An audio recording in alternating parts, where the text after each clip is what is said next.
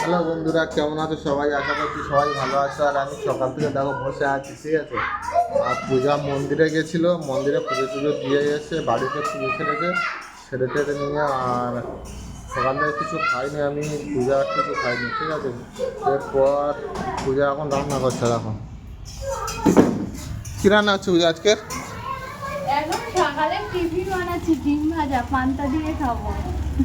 এখন 12টা বাজতে যায়, পান্তা খাবে, তাই ওই জন্য জল ঢালা ভাত খাবে, তাই এই ডিম ভাজা হবে। ভাত খাবো কখন তাহলে? দেরি হয়ে গেছে তো কি করবো, আজকে সিদ্ধ ভাত বানাচ্ছি, আজকে আর কিছু করবো না, তাড়াতাড়ি খাওয়া যাবে।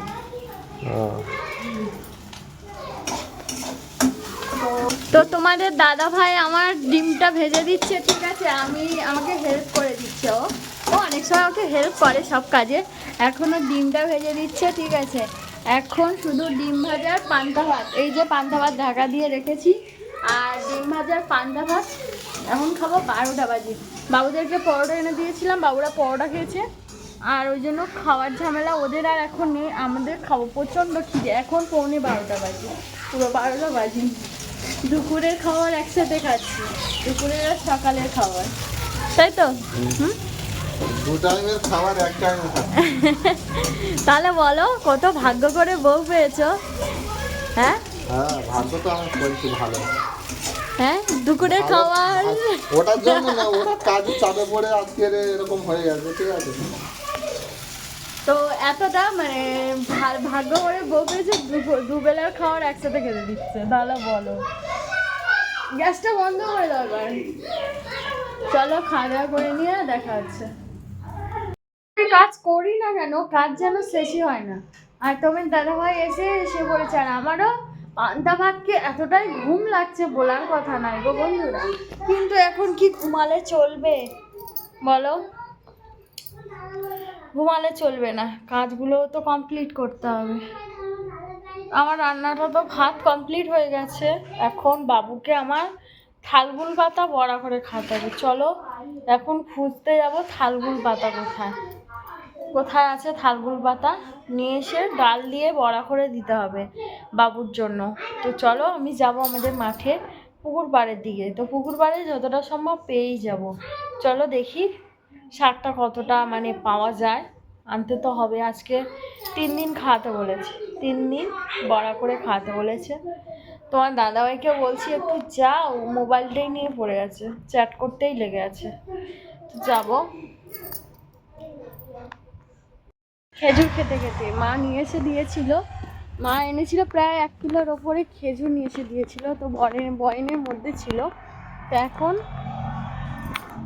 খেজুর আনতে খেতে খেতে থালগুল পাতা আনতে যাচ্ছি, জানি না পাবো কিনা।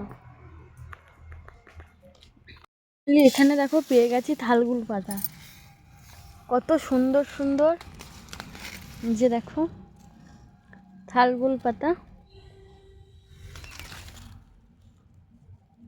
তো দেখো বন্ধুরা, থালগুল পাতা পেয়ে গেছি আমি।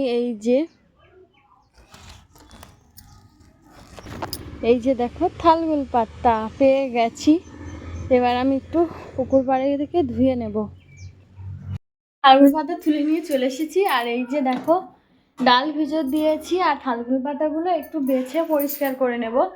আমি উনুন মানে ঘাটে থেকে ধুয়ে এনেছি, পুকুর পাড়ে থেকে ধুয়ে এনেছি, আর ধুতে লাগবে না, একটুখানি ফার্স্ট পরিষ্কার করে নেব। আর অবস্থা দেখো, পান্তাকে ঘুমাচ্ছে, আমি ঘুমাচ্ছিলাম বলে আমাকে বলছিল, আর ও পান্তাকে ঢলছে। যাই হোক বন্ধুরা, কেমন হয়েছে আমাদের দুপুরের আজকে মেনু তোমরা দেখলেই, স্পেশাল খাওয়া আলু ভাতে ডিম ভাতে, আর হচ্ছে আলু সিদ্ধ ডিম সিদ্ধ ভাত, আর হচ্ছে থালগুল পাতা মুসুরির ডাল দিয়ে বড়া। তো মেনুটা দুপুরের মেনু এই। তো কেমন হয়েছে অবশ্যই বলো, কমেন্ট করে জানিও কে এইভাবে খেতে ভালোবাসো। তো ভালো লাগলে লাইক শেয়ার কমেন্ট, আর পরের ভিডিওতে আবার দেখা হচ্ছে। Tata, bye bye. আর ওর ঘুমটা মনে রেখো, দেখো ঘুম আর ছাড়ছে না। টাটা।